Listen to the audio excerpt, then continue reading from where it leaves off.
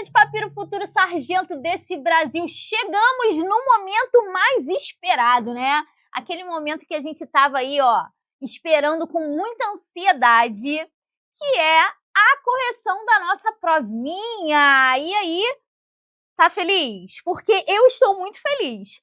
Tema de redação que, ó, muito tranquilo, né, meu querido?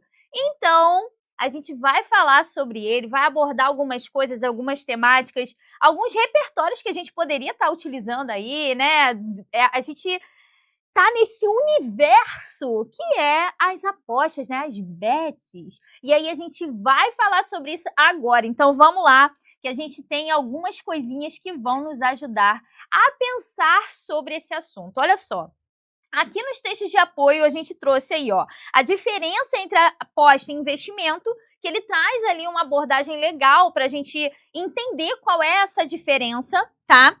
No segundo aí, ele traz como um tópico, né, o que são as apostas online, e aí a gente pode pensar na palavra ludopatia, que é essa ideia da aposta, né, dessa relação que causa um efeito negativo no cidadão, né, naquela pessoa em que tem ali uma ideia de apostar de forma inconsequente, né? A gente também tem outra pontuação aqui que ele traz, ó, entenda o que é o mercado de investimentos. Então, ele traz ali duas ideias, dois direcionamentos que são importantes, né? Que a gente tem que saber essa diferença para a gente abordar sobre o assunto das apostas online, né? Então, investimento e aposta são coisas divergentes e ele abordou isso nesse texto. E aí, no segundo texto de apoio aí, ele traz mais uma relação de dados, né?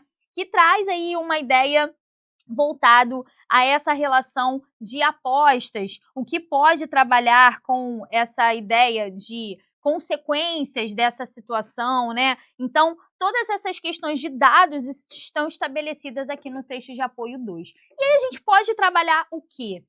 Pode trabalhar sobre relações com o que está acontecendo agora. A gente teve aí a CPI das bets, né, das apostas esportivas, né, várias influencers foram questionados, foram interrogados para saber sobre o envolvimento deles com essas apostas esportivas, né, os influencers, até mesmo em Instagram, em outras redes sociais, são bem frequentes ali a participação deles nessas situações, né? Também temos aí séries e filmes que a gente poderia tratar, Round Six, a gente poderia falar sobre Joias Brutas, um filme da Netflix com Adam Sandler, poderia falar sobre James Bond, né, Cassino Royale, poderíamos falar sobre Quebrando a Banca, Até que a Sorte nos Separe, que é um filme nacional. Então a gente tem várias possibilidades de a gente trazer aí repertórios para aprofundar essa relação da ludopatia. Então, se você tá ali antenado com a situação aí atual dessa questão das apostas, né, no Brasil principalmente, você conseguiu fazer uma redação tranquilão. E aí, ó, as consequências dessa propagação, você deveria falar, né, o que resulta isso? Qual é o resultado das apostas online para a sociedade? E aí, obviamente, que de uma forma geral, né, até mesmo de uma forma mais pesada, com uma relação mais frequente, a gente vê uma vertente mais negativa, né? Porque aposta, como você viu, não é a mesma coisa que investimento. E aí a gente consegue conciliar essa diferença e entender que a aposta online é algo que, se fora do controle, pode fazer muito mal. Então, se você foi bem, eu espero que você esteja aí já se preparando para a sua farda. E aí, olha só, tudo aquilo que a gente aborda nesse tema é atualidade. Então, fique antenado sempre na atualidade, para se você que não fez uma boa redação aí, já está pensando no ano que vem, tá ali começando do zero com o Eu Militar, aí você já pensa já sempre em buscar temas atuais, tudo bem? Agora com a nossa provinha de português e literatura, que não foi tanto literatura assim, né? Só duas questõezinhas e muito fáceis. Vamos lá, vamos comentar sobre essa prova. Gente, olha só. Que prova gostosa, né? Porque foi muito fácil! Doce, doce, doce! Muito, muito boa! De fazer, rapidinha de fazer. A gente fez ali de uma forma bem tranquila. Não teve uma ideia de um gabarito que poderia ser algo que poder... Não, é um gabarito seco ali, já direcionado à resposta. Tudo bem, beleza. Então vamos lá. A gente começa aí com a 15, né, que a gente está aí com o nosso modelo B, mas aí para você perceber aí, se você tiver outro modelo, aí você lê aí o início, né, da questão. A gente tem aqui essa relação aí com as orações em destaque que ele pede, né, são 2 orações, e aí você sabe, ó, Pelé disse, essa primeira aqui, ele tá aqui, ó, Pelé disse. Então a gente tem aqui o sujeito, e a gente tem aqui o objeto, o verbo, né? Que me traz uma relação de verbo transitivo direto, né? Quem diz algo. Então aí, ó, Pelé disse isso. Aqui, ó, até o aluno colocou aí certinho. Então, ó, quem diz alguma coisa. Aqui nós temos o objeto direto. Então, nós temos na primeira aí uma oração subordinada substantiva objetiva direta. Então, aqui, ó, na letra D a gente já tem. A segunda, acho, o sujeito aqui está oculto, né, elíptico, então é eu acho. Eu acho que, quem acha, acha algo. Aqui eu também tenho o verbo transitivo direto, então nós temos aí outra oração subordinada substantiva objetiva direta. O nosso gabarito é delta na 15, perfeito? Então, se a gente tem aí uma estrutura que a gente consegue analisar, a gente tem aí que perceber essa relação da oração subordinada com a oração principal, nosso gabarito delta. Vamos lá para 16, olha lá. Pelé disse que a disciplina e o respeito ao próximo foram os principais ensinamentos. A gente tem aí a palavra próximo, que ele queria que a gente conseguisse aí substituir nessa estrutura, ó, no próximo mês. Aí ele tem algumas palavrinhas aqui que iriam funcionar como substituição ali para a gente ver se tivesse ali a mesma relação aí de sentido, né? Então a gente tem aí o seguinte, pretérito, que é passado, no mês passado, não, né? Próximo mês, mês passado, aí a gente acaba tendo aí palavras opostas, né? Então aqui a letra A não pode ser. Na letra B, nós temos vigente, vigente é atual, no mês atual. Não, não é isso, né? A gente tem aí paralelo, o paralelo é semelhante, então aí a gente não tem uma relação de mesmo sentido. Temos o contíguo, opa, contíguo aí é próximo, mesma relação aí de sentido, e anterior também, nada a ver, né? Então, gabarito delta na 16. Vamos para 17, olha lá. Marque a alternativa cuja estrutura destacada exerça a mesma função sintática. Se ele está falando de função sintática, a gente está falando de análise sintática, sintaxe, ó, localizado em Santos. Aqui, nós estamos relacionados à ideia de lugar, né? Então, a gente tem aí um adjunto adverbial. E aqui, o nosso gabarito não pode ser diferente da letra A, né, de 1958, traz aí uma relação de adjunto adverbial também. E aí, nessa relação, só pode ser a letra A, tudo bem? Então, partindo aí para 18, nós temos uma tirinha aí de Armandinho. E aí, vamos lá. Ele é muito inteligente, sabe usar a caixinha de areia. E eu uso o banheiro e, às vezes, até dou descarga. Devo ser um gênio. Então, olha só. O humor da tirinha, vamos lá, se encontra na expressão. Muitos aqui, até em algum momento, no primeiro instante, né, eu pensei no às vezes, né? Por quê? O às vezes traz essa relação, né, de pensar, poxa, às vezes deveria ser o tempo inteiro, né? É você dar descarga sempre que você vai ao banheiro. Mas aqui ele está trazendo um fato. E quando a gente fala aí, devo ser um gênio, no último quadrinho, esse devo ser já traz uma relação de ironia. E aí ele denota a ideia de ser o tom de humor, né, trazido aí na tirinha. Então, aqui nós temos na 18 o gabarito alfa, porque traz essa visão aí de ironia. Já na 19, nós temos aí, ó, sabe usar a caixinha de areia e eu devo ser um gênio. E aí ele quer a classificação respectiva. Essa classificação nas alternativas você percebe que é uma classificação sintática, né? E aí, se é classificação sintática, você percebe, ó, caixinha é um substantivo concreto, tá? E se é substantivo concreto, eu não posso ter depois um complemento nominal. Aqui nós temos, ó, o de areia sendo locução adjetiva, né, na morfologia e, obviamente, né, trazendo para análise sintática, que é a classificação, nós temos adjunto adnominal, tá?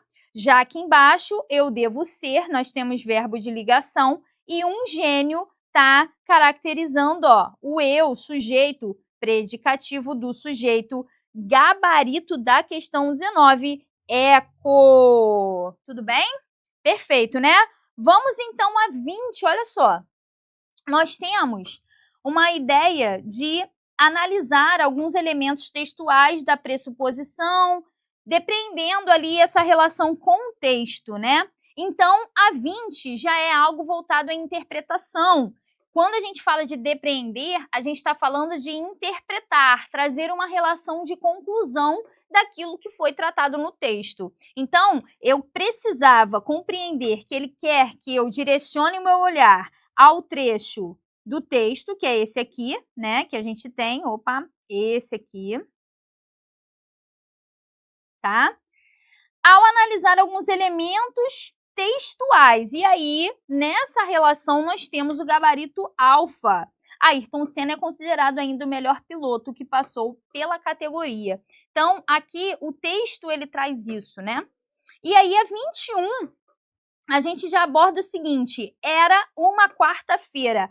Olha o que ele tem aqui na classificação. Eu tenho um verbo de ligação e, automaticamente, depois do verbo de ligação, nós temos um predicativo do sujeito. E aí, nessa relação, eu não tenho nem o que se preocupar. O meu gabarito é Charlie. Se eu tenho verbo de ligação, depois, automaticamente, é predicativo do sujeito, ok?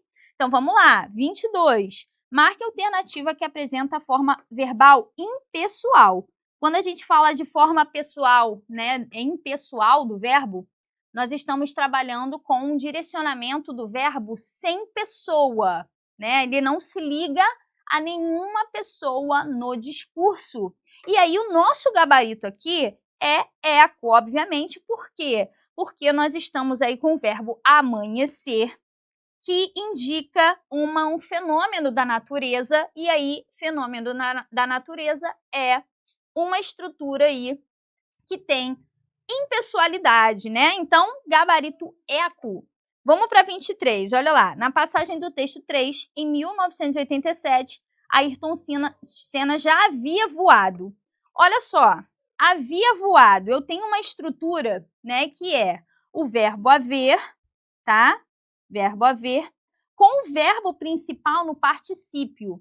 Essa estrutura é um tempo que a gente chama de tempo composto, tá? Essa estrutura de tempo composto, quando a gente tem o verbo haver trazendo essa relação do havia com o verbo aqui trazendo no particípio, nós temos o pretérito mais que perfeito composto. Aqui nós temos a nossa condição do gabarito ser delta, ok? Então, número 23 aí, gabarito delta, ok? Vamos então a 24. No trecho onde realizou um voo no supersônico, há um pronome relativo cuja função sintática, ele quer a função sintática do pronome relativo. Preste atenção comigo. Se eu tenho aí o onde, que é o pronome relativo, ele me indica a ideia de que, sempre quando eu utilizo onde, ele tem aí uma relação de lugar, certo? Lugar físico. E aí, quando eu trabalho com essa relação de lugar, nós temos o quê? Um advérbio, certo? Só que ele quer a função sintática, ele não quer a função morfológica, ele quer a função sintática. Então, aqui no número 24, nós temos o gabarito eco, ok? Vamos lá, temos um texto aqui, né? Fábio homenageia Ayrton Senna, que traz essa relação com a número 20 aí. E aí nós temos o texto 4, né? Aí, ó, após a leitura da canção, que é a canção Sargento Maxwell Filho, observa-se que a letra tem como estratégia, e aí a gente vai trabalhar dentro do texto, trazendo essa relação de interpretação também. Foi pouca interpretação, né? Vocês perceberam? E aí a gente tem aí na 25 o nosso gabarito delta. Olha lá. Demonstrar sentimentos de altivez pelo soldado renitente que deixou para nós um legado de bravura por suas ações. Então, essa relação de demonstrar sentimentos de altivez está aqui nessa canção, né? Então, aqui nós temos o gabarito delta. Já na 26, a gente tem o seguinte, ó, na segunda estrofe, então estrofe, que é um conjunto de versos, né? A gente tinha que saber isso para a gente entender, ó, nessa estrofe aqui. Ao verso, deixou para nós o legado. Então, aqui, ó, a gente tem essa estrutura. Quanto à classe de palavras, quando a gente fala de classe de palavras, nós estamos falando de morfologia. E quando a gente fala de morfologia, legado classifica-se como, a gente tem o aqui, que é o artigo, acompanha esse termo, que é o nome, então nós temos o quê? Sujeito não pode porque não é morfologia, adjunto adnominal também não, e nem objeto direto. Aqui a gente tem um substantivo, um nome, certo? Adjetivo não pode porque não traz uma relação de especificação, de qualificação para um termo, é o próprio nome, né? Então, aqui gabarito bravo. Vamos então a 27, que aí a gente já começa a falar sobre literatura. E aí, gente, uma coisa simples. Ele tá trazendo aí uma coisa que você, sabendo as características básicas dos movimentos literários, você consegue fazer as duas questões, as últimas duas, né? A 27 tá assim. O movimento simbolista, né, que ele está trabalhando ali, né, se consolida com o lançamento da obra. Olha só, Olavo Bilac não pode porque nós temos aí parnasianismo, Mário de Andrade, primeira fase do modernismo, nós temos Cruz e Souza com Missais e Broquéis, que é o nosso gabarito. Missal e Broquéis foram duas obras, né, Missal uma obra, Broquéis outra obra, que trouxe ali com Cruz e Souza, o início do simbolismo. Então, a gente tem o nosso gabarito. Os Sertões de Euclides da Cunha também não, que traz aí o pré-modernismo. E Primeiros Sonhos de Raimundo Corrêa também, que é parnasianismo, a gente não tem como gabarito Charlie. Então, sabia o básico da literatura ali, trabalhando com essa relação de obras que iniciaram, que tiveram aí um start no movimento, você conseguiu fazer essa 27. E a 28, a partir da leitura do poema, a gente tem ali o autor Cruz e Souza, mais uma vez falando do simbolismo. Então, aqui, essa prova só foi falando de simbolismo. Podem se destacar como características estéticas desse movimento. Aí, olha só, conceptismo e ocultismo, a gente está falando de barroco. Musicalidade, sugestões cromáticas e sinestésicas como base materialista, gabarito da questão, hein? Musicalidade foi aí um momento que o simbolismo trouxe para o seu movimento ali, né? Para a sua escola. E a gente tem aí, ó, rigorosidade aos padrões métricos e a ideia da arte pela arte.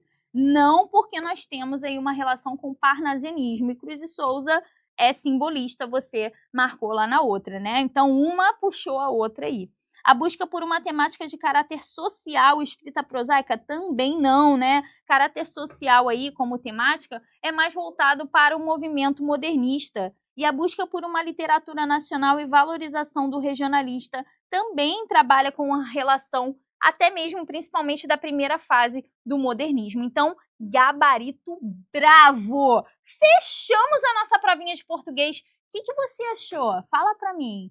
poxa, eu achei super tranquila, uma prova super de boa, com questões aí fáceis, diretas, e ó, eu espero que você tenha ido aí para essa prova tranquilo, confiante e voltado mais confiante ainda, tá bom?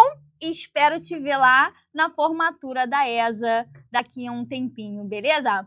Um beijo, máquina de papiro, ó, fica aí que tem mais correção de prova. Show?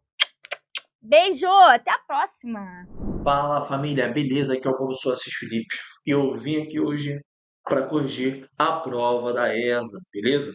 Tropa, seguinte, prova essa que eu achei que não estava no nível do ano passado, embora estivesse uma prova trabalhosa, sim, né? Tinha algumas questões ali trabalhosas, mas o nível de dificuldade não foi igual ao do ano passado. O que que significa isso? O estresse voltou ao normal? Não, acho que eles encontraram ali um meio termo ali entre o que era o normal da ESA e a prova da ESA do ano passado. Gostei da prova, porque eu achei que qualificou o cara que estava ali tentando estudar bem, todo digital. Teve algumas coisas que eu senti falta, mas eu gostei da prova no geral, gostei da prova. Beleza? Vamos lá. Questão 1. Cara, seguinte.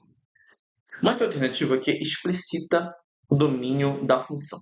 Aí quando você olha, você tem essa função toda aí dentro de uma raiz quadrada, né? Porque você sabe que x mais 1 dividido por x ao quadrado menos 16 deveria ser maior ou igual a zero. O que a gente pode fazer? Tabela de sinal.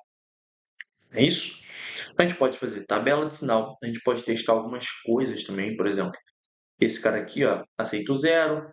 Esse não aceita o zero. Esse aqui, ó, não aceita o zero. A gente poderia testar também. Mas eu vou fazer um quadro de sinal bonitinho para que fique aí de forma direta. Beleza? Vamos lá. Quadro de sinal. Como é que a gente desenrola o quadro de sinal? A gente analisa as duas funções separadamente. X mais 1 e x ao quadrado menos 16. Beleza? Vamos lá. Quando eu olho para x mais 1, eu sei que ela vai ser isso aqui, ó, vai ser menos 1, aí antes do menos 1 é negativo e depois é positivo. X ao quadrado menos 16. X ao quadrado menos 16 vai passando menos 4 e 4. Aqui vai ficar positivo, aqui negativo, aqui positivo. Então a gente vai estar fazendo isso aqui, ó. Menos 4, menos 1 e 4. X mais 1, x ao quadrado menos 16. E agora a divisão, né, dos dois. X mais 1 dividido por x ao quadrado menos 16. Beleza. Vamos lá. X mais 1 antes do menos 1 é negativo. Depois é positivo. O x ao quadrado menos 16, entre menos 4 e 4 é negativo. E antes e depois é positivo. Beleza. Então, como é que vai ficar agora o nosso resultado? Aqui negativo, aqui positivo, aqui negativo, aqui positivo. Com isso, a gente tem o seguinte, ó. Menos 4 e menos 1, depois do 4, e assim vai embora para o mais infinito. Coisas que eu preciso saber. A parte de baixo vai ser conjunto aberto, porque esse cara tem que ser diferente de zero, não é isso? Então vai ficar aberto no menos 4, fechado no 4. Aberto no 4 e vai embora para o infinito. Observa que isso aqui então seria o seguinte, a x é menor ou igual a 1, ou melhor, menor ou igual a menos 1, e maior que menos 4. Ou melhor, e x maior que 4. Gabarito, então, letra B. Beleza? Questão 2. Ó, sabendo que x é um número inteiro positivo e par, então x é par. Acho que aqui foi a mais tranquila da folha, tá? Da folha não, da prova, tá? Y é inteiro positivo e ímpar. Beleza. Olha, qual é a ideia? Quando eu somo um número par com um número ímpar, isso tem que dar um número ímpar, né? Então, beleza, 1 tá certo. Se 1 tá certo, eu tiro a letra B e tiro a letra D. Agora, essa aqui, ó. 2x mais 2y mais y. O que eu sei? 2x mais 2y é um número par. Então, número par mais um número ímpar, isso aqui tem que dar um ímpar. Então, tá certa também. Então, se tá certa, eu estou entre a A, C e a E ainda. Quando eu olho essa outra, essa de baixo, terceira, eu tenho x mais 2x mais 2y. Aqui é par. Par mais x. Gente, lembrando que x é um número par também. Então, ficar par mais par vai dar um par. Então, opa, pera aí. 3 é um número par. Se 3 é um número par, é uma parada que você tem que tomar cuidado. Por quê? Porque aqui está falando que é ímpar, né? Então, eu sei que a afirmativa 3 não está certa, então eu tiro a letra C. Beleza? Agora eu só olho para a 4 se vai estar ou não. A 4 vai falar o seguinte: x menos y ao quadrado. E aí, vamos lá, x é par. Par menos o ímpar. Pega aí um número, por exemplo, 20, 20 menos 17, vai dar 3. Par menos o ímpar, ou par mais um ímpar, sempre vai dar ímpar, né? Então, ímpar ao quadrado é um número ímpar. Então, essa aqui está certa. Se está certa, a alternativa letra E. Questão 3, vamos lá. Questão 3, a gente tem o seguinte: a gente pode até usar a famosa forma segmentária: x sobre p mais y sobre q é igual, onde esse p e q são esses valores que estão aqui. Ó. Então, você vai ter x sobre 12 mais y sobre 9 é igual a 1. Então, a gente vai ficar com 9x mais 12y é igual a 12 vezes 9. Simplifica geral por 3, a gente vai ficar com 3x mais 4y é igual a 36. Aí, beleza. A equação da forma geral vai ficar 3x mais 4y menos 36 é igual a 0. Chegando aqui, o que eu quero? A questão ela vai pedir a distância desse ponto 3 e 2 a essa reta, vou chamar de Dzinho. A distância de um ponto à reta, gente, é a x0 mais by0 mais c dividido por raiz quadrada de a quadrado mais b quadrado. Beleza? Quando a gente vem para cá, raiz quadrada de a quadrado mais b quadrado, a gente vai ter o seguinte. A gente vai ficar com 3 vezes 3 mais 4 vezes 2 menos 36. Dividido por raiz quadrada de 3 ao quadrado mais 4 ao quadrado, beleza? Em cima vai ficar menos 19 em módulo e embaixo vai ficar raiz quadrada de 25, que é 5. Isso vai dar, então, 3,8 no nosso gabarito letra Charlie, beleza? Questão de número 4. Cara, essa questão de número 4, até para poupar, até para poupar conta, quando você observa, qual é a brincadeira? Primeira coisa que ele fala sobre. Ele vai dar um textão do caramba, beleza? E aí ele vai pedir relações entre a média, moda e mediana. Quando a gente fala sobre a média, moda e mediana, a gente vai acontecer o seguinte, ó. A moda é o cara que mais aparece, né? Então a moda aqui vai ser 1,70. Show de bola. Quando a gente analisa a mediana, olha só. Eu tenho aqui no total 548 pessoas. Então a mediana ela estaria entre 274 e 275. Show de bola. Entre 274 e 275, ela estaria também aqui. Por quê? Aqui a gente já tem 270, não é isso? Então aqui o 274 e 275 estaria aqui. Então a mediana também seria esse cara. Então, opa. Moda e mediana seriam iguais, né? Se moda e mediana seriam iguais, eu estou aqui entre essas duas. A média. Quando a gente vai para o cálculo da média, como é que a gente vai ter que fazer? 162 vezes 1,20, 165 vezes 1,50, 1,70 vezes 200 e assim vai. Depois que a gente somar todo mundo, né? A gente, e aí já para antecipar a conta, a média acabou dando 166 aproximadamente. Então nós sabemos que a média vai ser menor que a moda, que vai ser igual à mediana. Beleza? Só para a gente não parar aqui, obviamente, eu já mostrei o que aconteceria. Show? Questão 5, cara. Questão aí que já caiu nessa lá em casa ali dos 1998, 1997, por ali. Vamos lá. Sabendo que uma das raízes é o dobro da outra. x1 é igual a 2x2. Marque a alternativa que apresenta o produto do numerador e o denominador do número m. Qual a ideia? x1 mais x2 é igual a menos b sobre a, né? Então você teria aqui 9 quartos. Beleza? E aí, o que acontece? O que acontece? x1 vezes x2 vai ser c sobre a, vai dar m. Show de bola. Até aqui tranquilo. Você observa, quem é o nosso x1? 2x2 mais x2 é igual a 9 quartos. Então, a gente vai ficar com 3x2 é igual a 9 quartos. Simplifica por 3, o nosso x2 vai ficar 3 quartos. Quando o nosso x2 dá 3 quartos, a gente vem para cá. x1 é 2x2, vezes x2 vai ficar 2x2 ao quadrado, igual a m. Vai ficar 2 vezes 3 quartos ao quadrado. A gente vai ficar com 2 vezes 9 sobre 16. Simplificamos 8. Então, quem é o nosso mzinho? 9 sobre 8. Produto do numerador vezes o denominador. 9 vezes 8, 72. Gabarito letra C. Questão 6. Cara, questão 6 é legal. Vamos lá. Dado o sistema linear abaixo das incógnitas x, y e z, os valores de t, tal que t pertence aos reais para que sejam um sistema possível e indeterminado. Beleza, qual é a brincadeira, tropa? Quando você analisa SPI tem o delta igual a zero, delta x igual a zero, delta y igual a zero e o delta z igual a zero.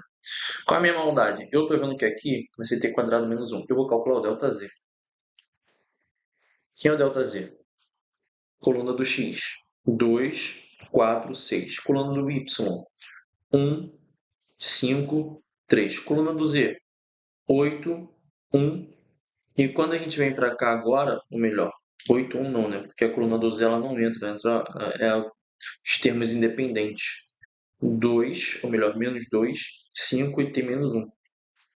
Então agora repete, 2, 4, 6, 1, 5 e 3 e vamos para a continha. Agora, a gente vai ficar com 10 vezes t menos 1.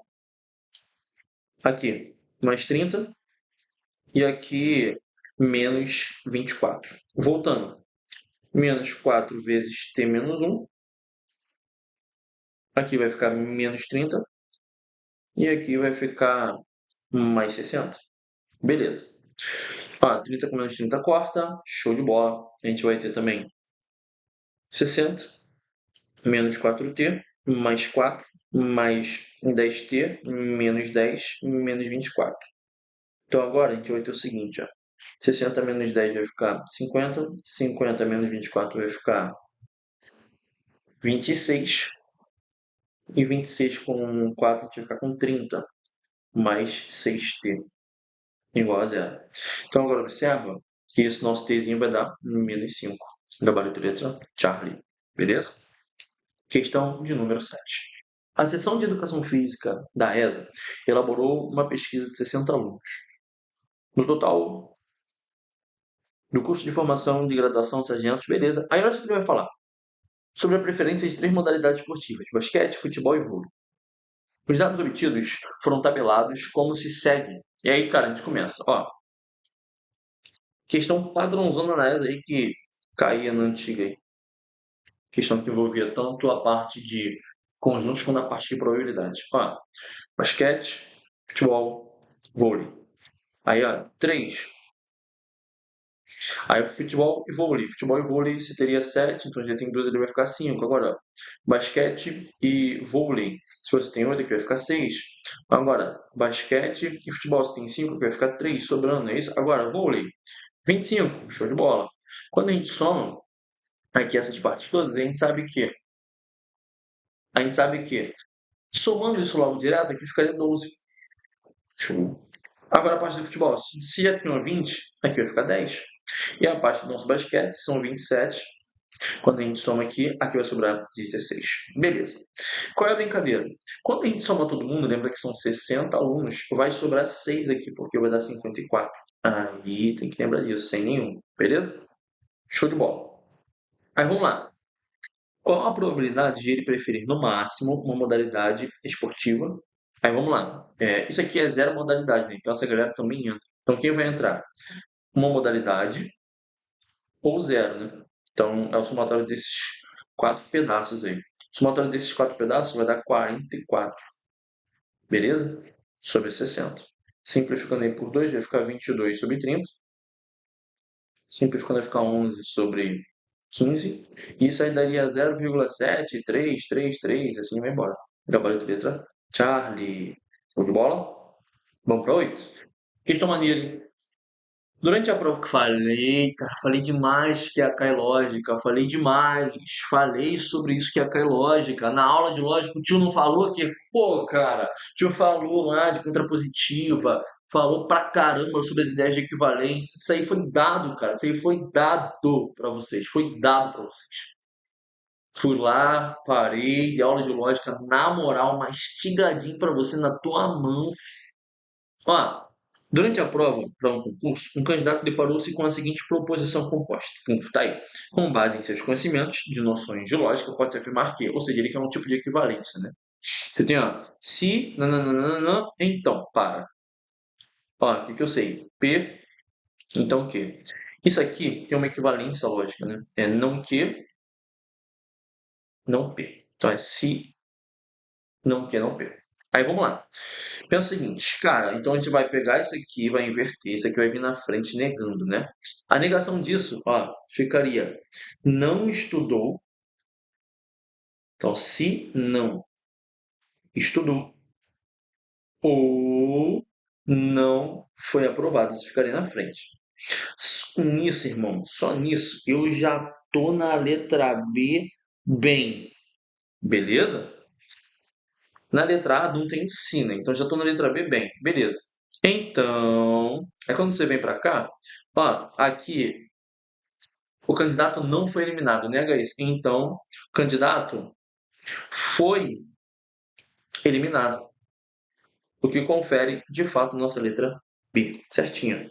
Não ou, e aqui foi eliminado, beleza? Vamos lá, questão 9. Questão 9 diz o seguinte, cara, essa questão 9, ela parece uma questão da iPhone aí, se não me engano, 2015, 2014, por ali. O lado de um quadrado mede 4 centímetros.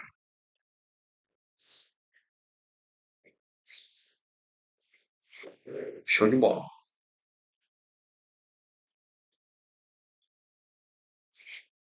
Unindo os pontos médios de seus lados. Então, ó,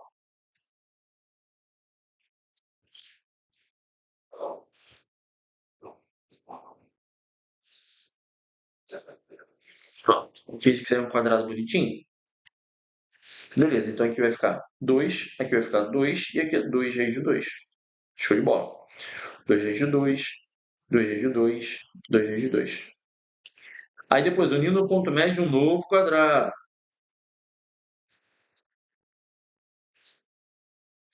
Qual a ideia? Aqui vai ficar raiz de 2, aqui vai ficar raiz de 2, aqui vai ficar raiz de 2, aqui vai ficar raiz de 2. Então, ó, raiz de 2 raiz de 2. É um triângulo retângulo isósceles, né, gente? Então aqui vai ficar raiz de 2 vezes raiz de 2 vai dar 2. Beleza, então quais são os lados aí? Primeiro lado, 4. Segundo lado, 2 raiz de 2. Terceiro lado, 2 e assim consecutivamente. Calcule a soma dos perímetros em centímetros. Cara, vamos lá. Soma dos perímetros ficaria o quê? 4 vezes o primeiro lado, que é 4, depois 4 vezes o segundo lado, que é 2 vezes 2, depois 4 vezes 2 e assim vai embora. Colocando esse 4 em evidência, vai ficar 4 mais 2 vezes 2, mais 2 e assim consecutivamente. Eu já consigo analisar que isso é uma PG. Observa, quando eu pego 2 e divido por 2 vezes 2, a gente vai ficar com, racionaliza, raiz de 2 sobre 2. É a nossa razão. Aí vamos lá. A gente vai ficar com 4 vezes. Isso aqui é a soma dos termos de uma PG infinita. Então é A1 dividido por 1 menos Q. Então vai ficar como? 4 vezes 4 dividido por 1 menos raiz de 2 sobre 2. Só multiplicando. A gente vai ficar com 16 dividido por 2 menos raiz de 2, tudo isso sobre 2. Então 32 dividido por 2 menos raiz de 2. Ah, multiplicamos em cima e embaixo. A gente vai ficar com 32, 2 mais raiz de 2. E embaixo, 4 menos 2. Vai dar 2, né? Então a gente vai ficar com 16 vezes 2 mais raiz de 2. Então a gente vai ficar com 32 mais 16 raiz de 2. Nosso gabarito é letra alfa. Show de bola? Vamos que vamos. Questão 10. Ó, a questão 10 é uma questão que pode ser anulada, tá? Não são passíveis de anulação. Vamos lá. Se x e y são números reais, marque a alternativa que apresenta o resultado para a soma x mais y. O que é a soma x mais y? Cara, por quê? X mais 2y é igual a 5, e essa expressão aqui que ele entregou é nada mais nada menos que x mais y elevado a sexta. Igual a 2 elevado a sexta, que é 64. Aqui eu acredito que foi o problema. Qual é a brincadeira, cara? Ele falou que x e y não são números reais, né? Então, poderia ser positivos ou negativos. Quando a gente simplifica aqui, a gente sabe que esse x mais y pode ser tanto 2 quanto menos 2. E aí onde entra o problema? A gente tem duas alternativas. Então, passível de anulação. Beleza? Vamos lá. Questão 11. Acho que uma das questões mais trabalhosinhas aí. Vamos fazer MMC primeiro? Temos aqui, ó, 1 sobre 1. Esse MMC, eu vou multiplicar todo mundo por 2. Vai ficar assim, ó. 2 vezes o log de x, mais 5 numa base 2, mais 1 log de x, mais 8 também numa base 2, é igual a 1. Esse 2 vem para cima, virando expoente. Então, a gente vai ficar com o log de x mais 5, elevado ao quadrado, mais o log de x mais 8, igual a 1. Tudo isso na base 2. Então, agora juntei. A gente vai ficar com o log de x mais 5 ao quadrado, vezes x mais 8, na base 2, igual a 1. Regrinha do log. A gente vai ficar com x mais 5 ao quadrado, vezes x mais 8, é igual a 2. Qual é a brincadeira aqui? Quando a gente chega aqui agora, a gente vai ter o seguinte. Eu já consigo observar que x igual a menos 6 é uma raiz. Por que, mestre? Observa. Joga menos 6. Menos 6 mais 5 vai dar menos 1 ao quadrado. E aqui vai dar 2. Então, isso realmente vai dar 2. Então, realmente é uma raiz. Então, qual a ideia? Faz distributiva normal. X ao quadrado mais 10x mais 25 vezes x mais 8 igual a 2. Quando a gente for para distributiva, a gente vai ficar com o seguinte. X ao cubo mais 8x ao quadrado mais 10x ao quadrado mais 80x mais 25x mais 200 igual a 2. Então, ó, juntando x ao cubo mais 18x ao quadrado mais 105x mais 198 igual a 0. Cheguei aqui. Qual a ideia? Como eu sei que o menos 6 já é uma raiz, eu vou fazer Breu fino. Fazendo Breu fino, a gente vai ficar com 1, 18, 105 e 198. Desce primeiro, menos 6 mais 18 vai ficar 12, menos 72 mais 105. A gente vai ficar com menos 72 mais 105. Se a gente poupar a conta, aqui ficaria com 33. E menos 6 vezes 33 com 198 vai ficar exatamente zero. Então, x ao quadrado mais 12x mais 33 é igual a zero. Quando eu venho para cá, vou calcular o delta. Vai ficar b quadrado, 144, menos 4 vezes 1 vezes 33. Nosso delta, gente, vai dar 132, vai dar 12. Opa, então o que eu sei? Que as raízes são reais. Então, se as duas raízes são reais aqui, com mais uma raiz real, eu tenho exatamente 3 raízes reais, letra eco. Beleza? Questão 12, cara, só continha. Ele falou que o 10 é igual a menos 57. Show de bola. Vamos lá. Repito. Primeira e segunda coluna e vamos fazer conta. Ó, vamos ficar com 9 vezes x menos 1. Depois 16. Depois menos 60. Voltando. Vai ficar menos 8 vezes 3 vai ficar mais 24. Depois menos 10 vezes x menos 1. E aqui menos 36. Isso tudo igual a menos 57. Menos 60 com menos 57 vai ficar 3. Então, quando esse menos 36 passa para o outro lado, vai ficar 39. Então, com calma, ó. Aqui, menos 1 vezes x menos 1,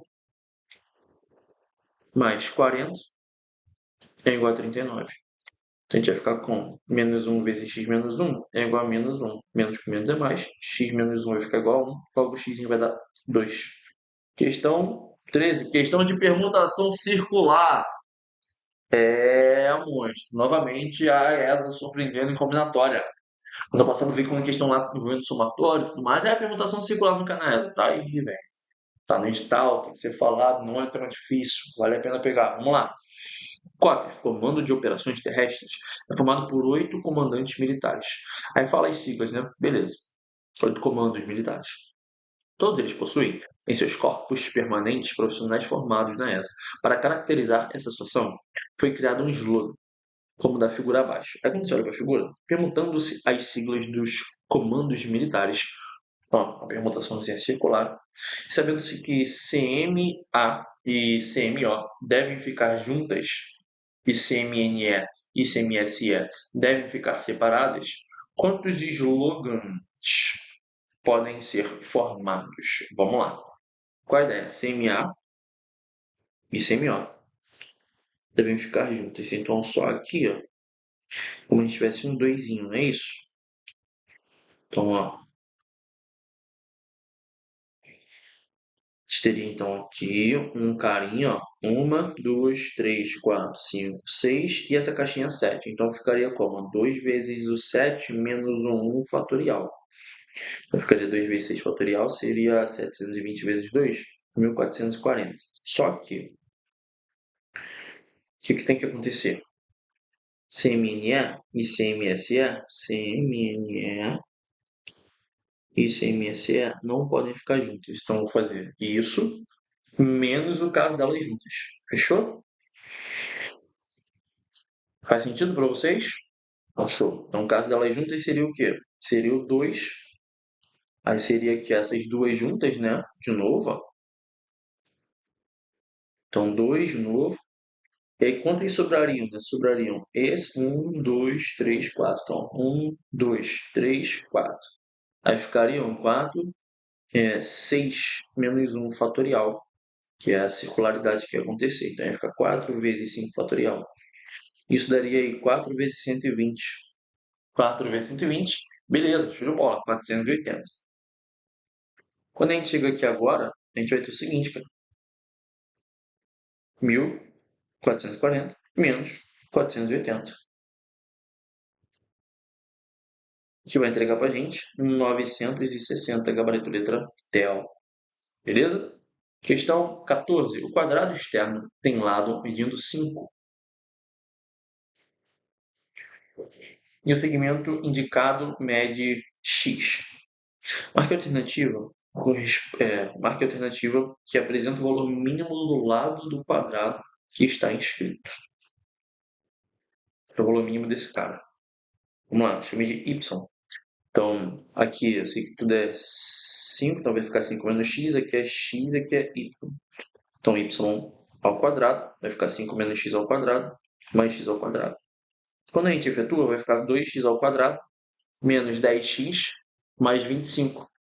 Então, a nossa raiz aqui é 2x ao quadrado menos 10x mais 25. Chegamos aqui. Qual é a brincadeira? Quando a gente chega aqui, a gente vai ter o seguinte. Aí ele pede o valor mínimo desse cara, né? Ele pede basicamente o y do vértice. Beleza? Eu vou fazer o seguinte, cara. Eu vou calcular o x do vértice e vou substituir. Fechou? X do vértice vai ficar menos 10 sobre 2 vezes 2. Não, faz o seguinte. Eu vou calcular o y do vértice direto já aqui. Daria fração? Vamos calcular y do vértice direto aqui dentro. Ó. Dentro desse carinha. Fechou? Ó, vamos lá. Quando eu vou calcular dentro desse cara, a gente vai ter o seguinte. Y do vértice menos delta sobre 4a. Delta vai ficar b quadrado 100 menos 4 vezes 2 vezes 25. Vai ficar com menos 100. Então, a gente vai ficar com 100 positivo, 4 vezes 2. Então, nosso y, que é o lado inteiro, vai ficar sendo raiz quadrada disso. 100 dividido por 4 vezes 2.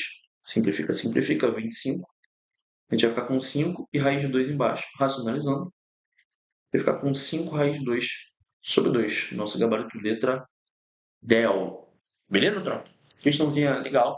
Eu achei uma prova justa.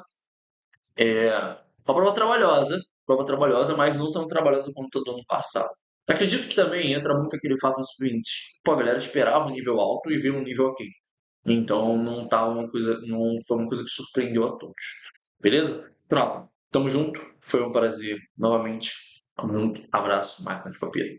Fala, rapaziada, vamos lá, vamos comentar aí, né, a questão 2025 ESA, tá? A prova, vocês já viram aí, veio um pouquinho diferente, né, fora do padrão das questões anteriores, uma prova muito mais contextualizada e principalmente cobrando texto, né? Somente uma questão não veio com texto e as demais, né, todas aí com texto, muito mais interpretativa, mas vamos lá, vamos seguir a ordem cronológica aí. Questão 29. Em consequência dessas informações, o governo português arrendou por 3 anos, em 1502, Então aqui já sei que é período pré-colonial, a exploração do pau-brasil, né, a comerciantes. E sabemos que esse comerciante foi, né, o tal do Fernando de Noronha. A obrigação deste era construir um forte e enviar navios que explorassem anualmente 300 léguas de litoral. Em contrapartida, tinha uma isenção fiscal no primeiro ano de contrato, passando a pagar 1/6 de direitos reais no segundo ano e 1/4 no terceiro. Há indicações que o sistema deu bons lucros para ambas as partes, e em 1503 o grupo comercial enviou uma segunda expedição exploradora, provavelmente responsável pela fundação da feitoria de Cabo Frio, destinada a extrair a madeira, o pau-brasil. Senhoras e senhores, o sistema estabelecido no período pré-colonial, através do qual se estabeleceu o monopólio, aí o monopólio do Estado, é o monopólio régio sobre a exploração do pau-brasil, tá? Não existe esse monopozônio, isso aqui, nunca entendi nada. Seis Marias também não, porque Seis Marias é lá nas capitanias hereditárias, que a qual o donatário poderia conceder um lote de terra, tá? Então é o estanco, monopólio régio, a qual o Estado concedeu para a iniciativa privada, para esses comerciantes, o direito de explorar a madeira. Feitorias era um estabelecimento provisório e a pegadinha estaria aqui, tá? Mas você não caiu nesta pegadinha porque você sabe que escambo é trocas sem moeda, tá? Palavra parecida com estanco, mas você não caiu nessa pegadinha porque está relacionada à extração da madeira, a qual o índio fornecia a madeira em troca de produtos de pouco valor comercial. Então, não condiz com o texto. Então, por eliminação, letra C. Vamos para a próxima. Aí, mais uma questãozinha, contexto, né? Não é exato falar de um ciclo histórico de produção açucareira, como foi tradicional entre os historiadores. Ciclo da ideia de surgimento, ascensão e fim de uma atividade econômica, o que certamente não foi o caso do açúcar ou de outros produtos como o café. Concordo perfeitamente. Tá aí, Boris Fausto. O avanço da exploração do ouro no século XVIII, por exemplo, não significou o fim da economia açucareira. Sim, ela teve uma decadência, teve uma crise, mas ela continuou. E é mais adequado falar em conjunturas, ou seja, fases melhores ou piores, embora possamos dizer que em meados do século XIX o açúcar deixou de cumprir o papel dominante do país. Então, conforme o texto de Boris Fausto, a predominância do açúcar na economia colonial não significou a inexistência de outras atividades produtivas, fato, em especial aquelas voltadas para o mercado interno. Então, peguei aqui a palavra-chave, mercado interno. Tá? Então, é nesse sentido que podemos entender, por exemplo, o papel da pecuária no mercado interno. Sobre a pecuária, durante o período colonial, analisa as afirmativas abaixo e assinale a alternativa correta. Então, vamos lá. Até os fins do século XVIII, a principal finalidade da criação do gado bovino no sul do país foi a produção de leite. Não foi não, gente. Não foi a produção de leite. Tem uma pegadinha aqui, ó. Foi a produção do couro. Tá? Só a partir do século XIX, né, início do século XIX, que se deu a expansão da produção do couro. Não. A partir do século XIX vai se dar a produção do charque, veneno, tá? A indústria do charque se desenvolveu lentamente no sul. Pô, lentamente não, rapidamente, por causa da necessidade, entendo, em vista a falta de maquinário, não, criaram galpões para poder, né, colocar a carne lá para salgar, que é o charque e a carne seca, né? E a sua produção e a baixa demanda não, foi rapidamente devido à alta demanda, cheio de veneno. O desenvolvimento da pecuária no Brasil esteve sempre restrito ao centro-sul. Pô, gente, sempre teve restrito a pecuária no Brasil, tá? Se tivesse aqui Nordeste, tá, podemos considerar também o Nordeste. Começou com a pecuária nordestina, mas também aqui, ó, pecuária sulista, tá? Então já vimos um erro aí claro, tá? A coroa portuguesa buscava estimular a criação de gado em regiões próximas às áreas litorâneas. Ah, senhores, pegadinha aqui de novo. Questão cheio de veneno, questão à la Colégio Naval, cheia de veneno. Vocês sabem, tá? Tanto na nordestina quanto na sulista, a pecuária era no interior. A pecuária não pode ficar próximo das plantações, no litoral, tá? Então tá veneno aqui, é no interior. Então já vimos aí que é a nossa letra E, né? Em todo o período colonial, tá? Ou seja, mesmo que seja no sul, quando o sul começou a ser desbravado, né, a pecuária foi a atividade mais importante, né, no estado do Rio Grande do Sul, e o que levou ao surgimento ali de uma sociedade tipicamente pastoril, que depois vai dar origem aos estancieiros, tá? Então aí, eliminação, letra E de ESA. Tá? Vamos para a próxima. O elemento crucial na manufatura do açúcar foram os escravos, sem dúvida. Suas condições de vida e trabalho são fundamentais para explicar a natureza da sociedade que se originou na economia açucareira. Senhoras e senhores, uma questão, né, fora, né, da curva da tradicional, né, banca, né, que é a ESA, que não cobra diretamente questões sociais. Tá? Então, até aqui, apesar de estar diferente essa 30, de estar com um cara de Colégio Naval, cheio de pegadinha, mas é dentro do que a banca gosta de cobrar, que são os aspectos políticos e econômicos. Tá? Então aqui uma questão econômica, mas aqui uma questão social. Então vamos lá, sobre a escravidão, né, que foi uma das bases das atividades desenvolvidas durante o período colonial no Brasil. Sim, foi a força motriz da economia brasileira durante, né, os séculos XVI, XVII e até o final do século XVIII. Né, marcaram aí, e 19, na verdade, tá? Vamos colocar 19, 16, 17, 18 e 19. Tá? Aqui marcaram aí a sociedade brasileira mesmo após a abolição da escravatura. Essa dinâmica com predomínio da mão de obra africana marca um traço distintivo da colonização portuguesa. E, nesse sentido, diversas são as razões apontadas pelos historiadores pela a escolha da mão de obra africana como base do sistema escravista. Como eu falei, tem que pegar a palavra-chave. Tá? Então, dentre os enunciados abaixo, assinale aquela que apresenta uma razão incorreta para este predomínio da mão de obra escrava africana no sistema colonial. Tá? Então, eu quero a errada. Tem 5 certas e uma errada. As epidemias que afetaram a população indígena ao entrar em contato com o colonizador levou os senhores, né, no caso, né, os portugueses, senhores de engenhos, a considerarem arriscado o investimento na mão de obra ativa? Sim. Tá? Os indígenas não tinham imunidade, não tinham, né, defesa imunobiológica, né, das doenças trazidas pelos portugueses. Então aqui está certo. Tá? O tráfico negreiro gerou um lucrativo negócio cujos rendimentos iam para a metrópole. Gente, eu falo muito isso. Tá? A questão da escolha do negro era por uma questão puramente econômica, do rentável e muito lucrativo tráfico negreiro, seja para os negociantes envolvidos lá na África, seja para, né, a coroa portuguesa. Então também está correto e eu quero a errada. Os indígenas do sexo masculino não estavam adaptados ao trabalho na lavoura, caracterizando assim uma barreira cultural difícil de ser rompida pelo colonizador. Sim, é verdade, tá? Os indígenas que aqui viviam no litoral da nação Tupi, eles eram guerreiros, tá? Quem era responsável pelo trabalho da lavoura eram as mulheres. Então, colocar o índio, né, do sexo masculino na lavoura, aquilo ali era considerado uma forma assim, como fosse muito negativa, tá? Como se fosse uma questão de humilhação para o índio, tá? E muitas das vezes ele não só fugia, como ele também se suicidava, tá? Então também tem isso, tá? Já vi alunos aí confundindo, mas os índios também não praticavam a prática de lavoura, né? Eram ceramistas, isso lá na região amazônica, tá? No início da nossa colonização foi no litoral, nação Tupi.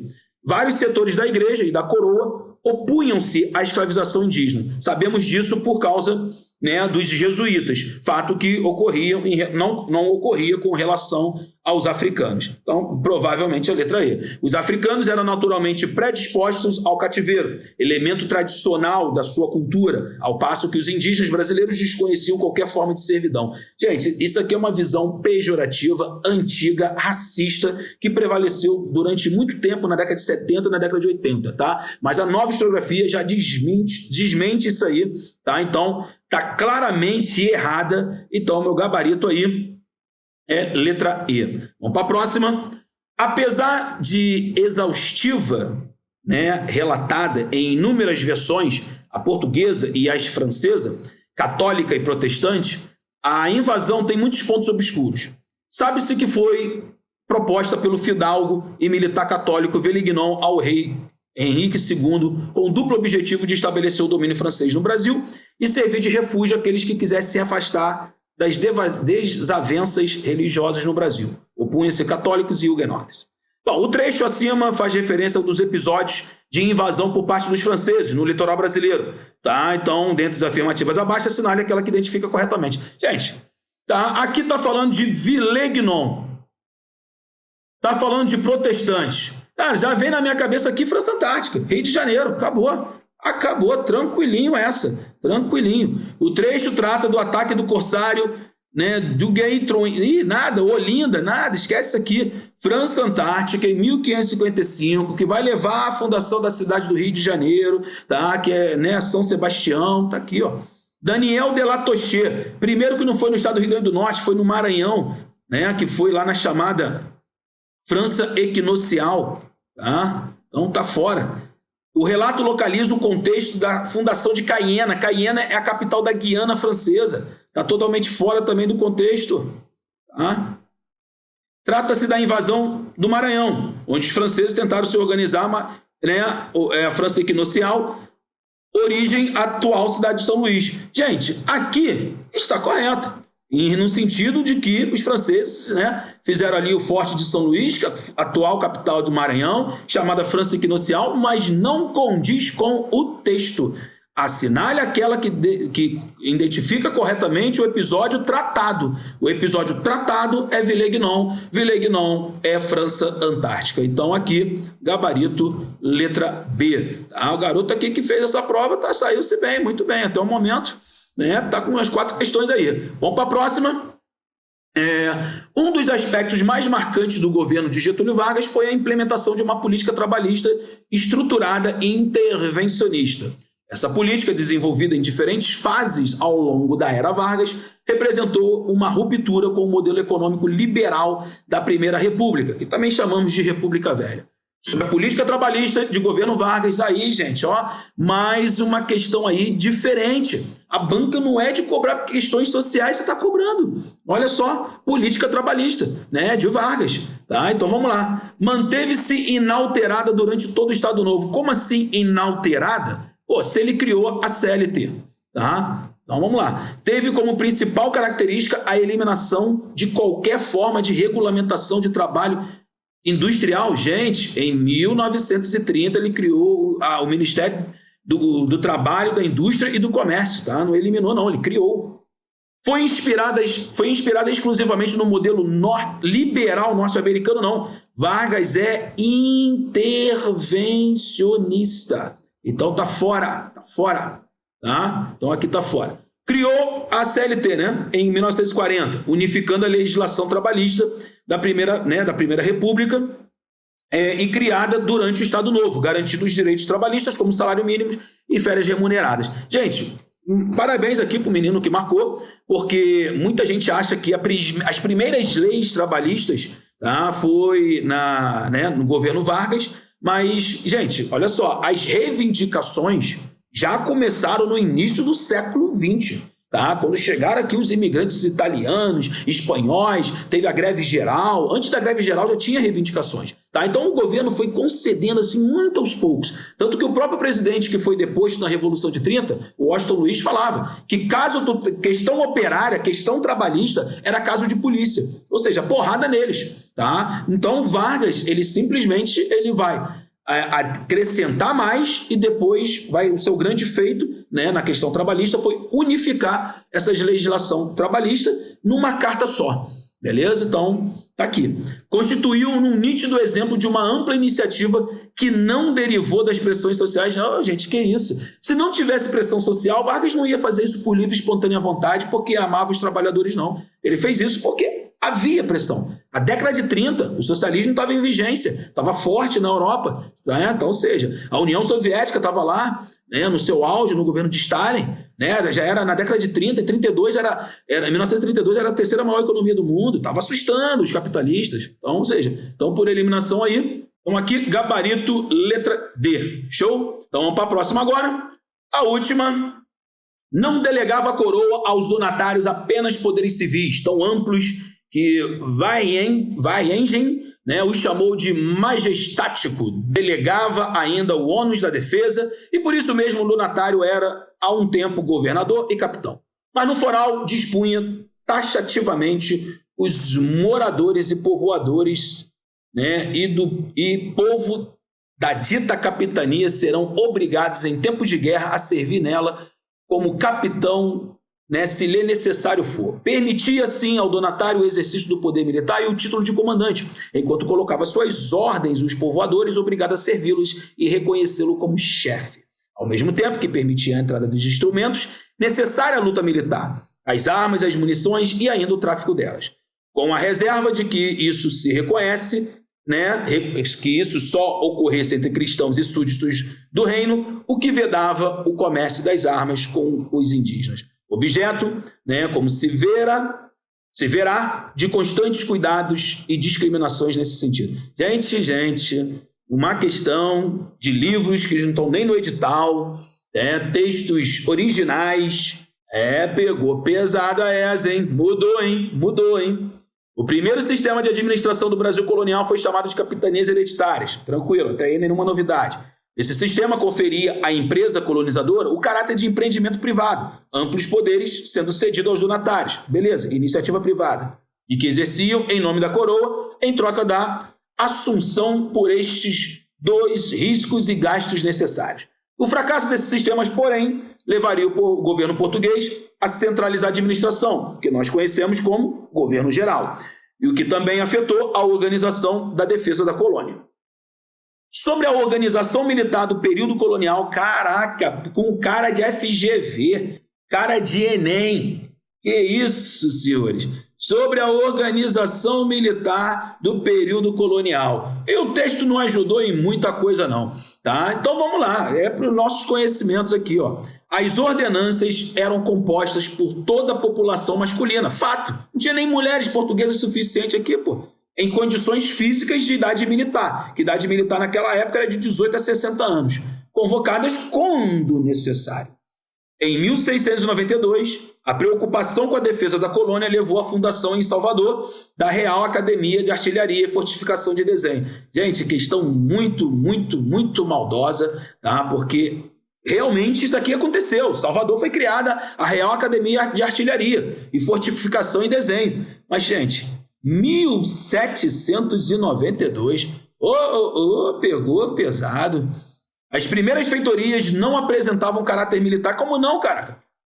Não, como não? Foram criadas para isso. Né? Ali, São Vicente, ali, São Bertioga, em São Paulo, em 1532, quando fundou a primeira Vila São Vicente, já foi criado feitorias com justificativas de caráter militares para proteger o litoral brasileiro de corsários franceses e outros estrangeiros. Tá claramente errado aqui. As tropas de linha, também conhecidas como terços, eram comandadas por um oficial civil, escolhida pelo governador, segundo os prestígios e riquezas. Tá, não, aí não remunerado é pegadinha, tá? Eram remunerados. Gente, ninguém vai trabalhar de graça, ainda mais arriscando a sua vida sem ser remunerado, tá? Pelo amor de Deus, não seja inocente. As milícias eram tropas regulares e profissionais em armas, sendo a maioria das vezes composta, mercenários estrangeiros não, né, gente? A gente não vai, né, se a gente quer proteger o nosso litoral, no caso eles, portugueses, né, de corsários franceses, como é que eu vou contratar mercenário estrangeiro? Então, gente, uma questãozinha muito difícil, uma questãozinha muito específica, uma questãozinha que eu achei, assim, muito maldosa, desnecessária para o padrão da ESA, tá? Porque apesar deles usarem esse texto original do livro História Militar do Brasil, que é um livro que é muito específico, só estuda quem vai estar dentro de um quartel, se aperfeiçoando, ou quem está fazendo uma pós ou um mestrado numa área militar. Entendeu? Então, mas por acaso, para vocês verem, a resposta não está no livro, tá? A resposta está no próprio livro do edital, no livro do Cláudio Vicentino, tá? No Cláudio Vicentino, página 87. Então, para quê? Para que isso? tá? Então, muito específica, tá? Mas seja o que for, né? O nosso aluno aqui errou, mas provavelmente muitos também vão errar essa questão, mas por eliminação, tá? Gabarito aí, letra A. A de aprovado. Então, senhores, fechamos aqui, tá? O nosso comentário, né, da ESA, gabarito comentado aí da ESA 2025, tá? Espero ter ajudado a todos, tá? Fiquem com Deus, até a próxima. Tamo junto, Brasil! Fala comigo, cheguei, professor Anderson Ares na área para poder corrigir nossa querida prova de Geografia 2025, né? Vamos corrigir o modelo B, Eu espero muito que os senhores e as senhoras tenham ido muito bem na prova. A prova é bem acessível, tá, rapaziada? Nada de grande mistério, né?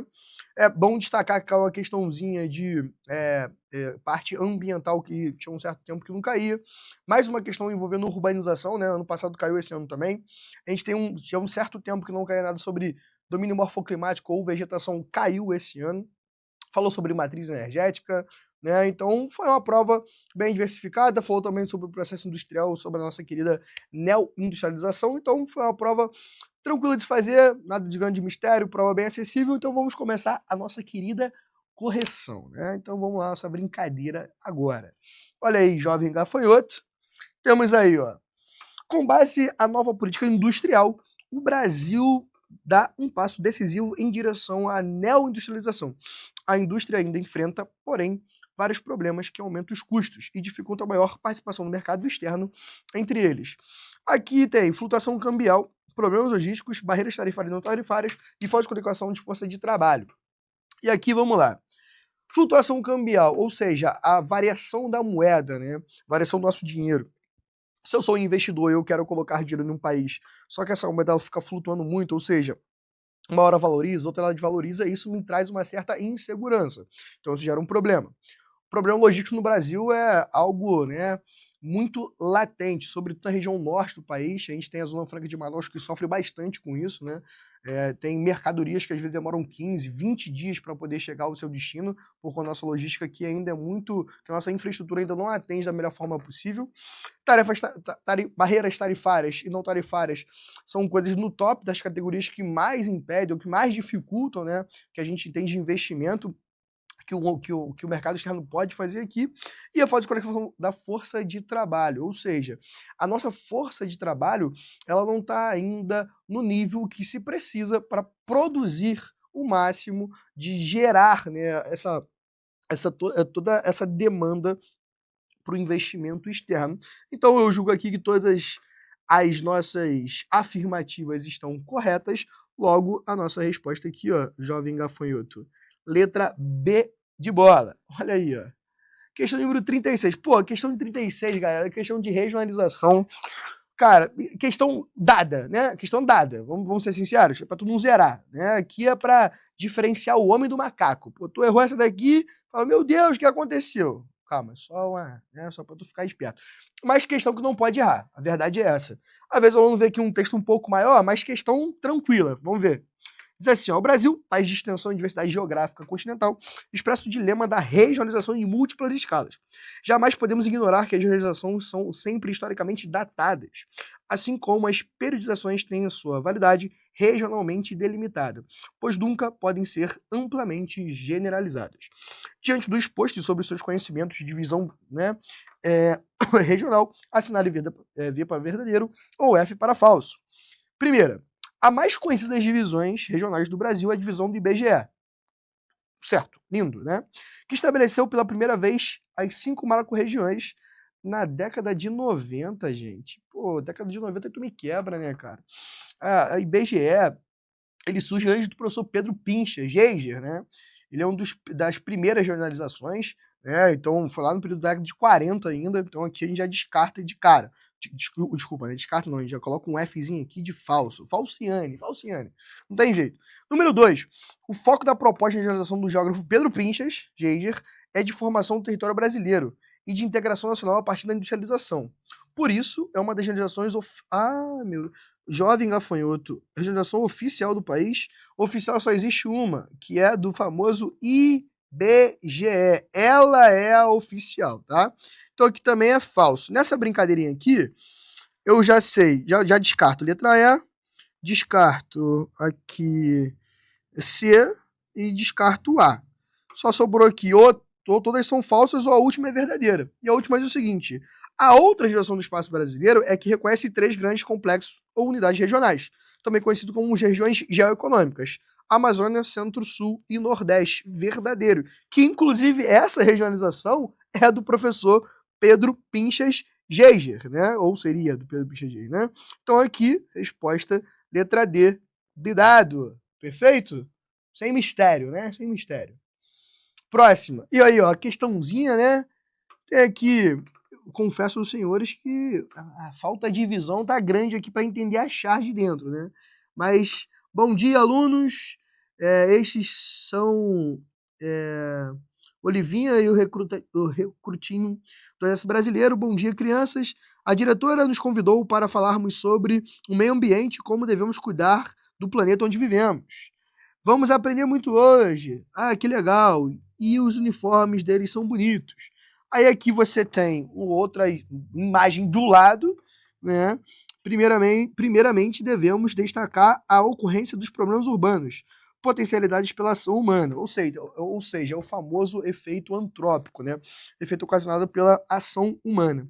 Vários rios e lagos estão poluídos, pois os esgotos de casas e indústrias vão direto para eles. O personagem recrutinha aponta um problema ambiental recorrente em áreas urbanas. Contudo, a fim de assegurar o bem-estar geral, de modo a preservar o meio ambiente, promover a qualidade de vida para a população e garantir o desenvolvimento urbano sustentável para a cidade, em 10 de julho de 2001, foi sancionado um documento que regulamentou itens de política urbana que consta da Constituição de 1988, né?